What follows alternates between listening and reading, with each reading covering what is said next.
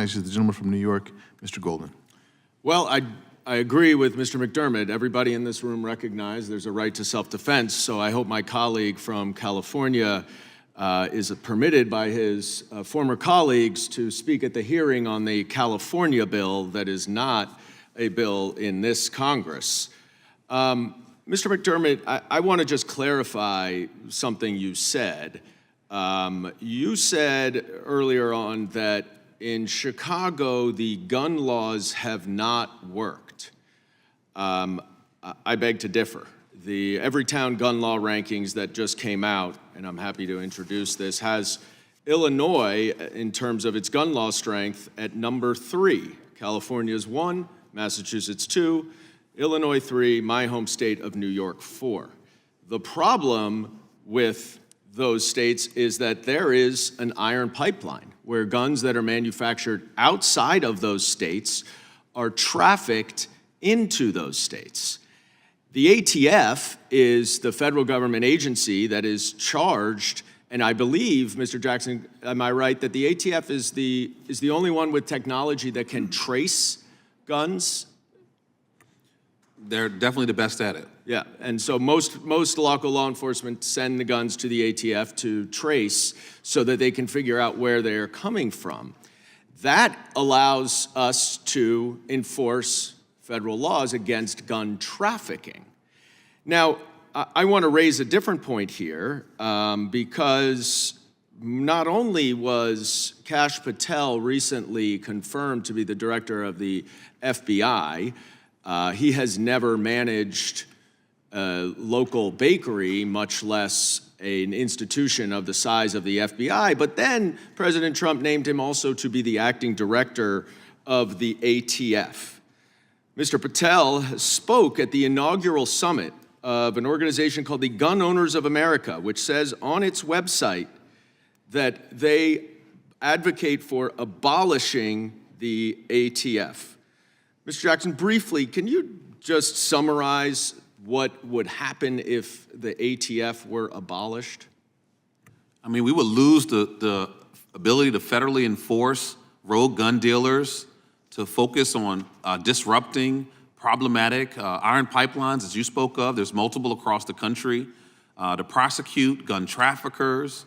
It would greatly handicap our background check system and our ability to identify and frankly deny dangerous sales of firearms. And most importantly, it will strip us of the ability to look out for emerging threats. We know that there are things like Glock switches and innovations that are happening every day that are making weapons more deadly. Ghost guns as well.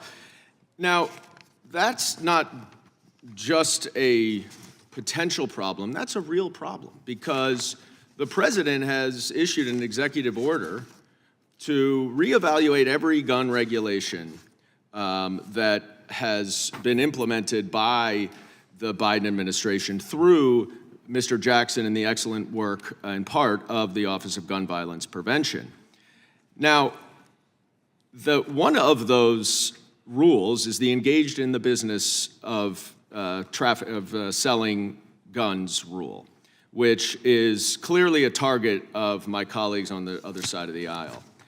And it's pretty remarkable to me because that rule, which is often referred to as the zero tolerance policy, revokes federal firearm licenses for people who, one, willfully transfer a firearm to a prohibited person, someone who the law says is not allowed to own a gun.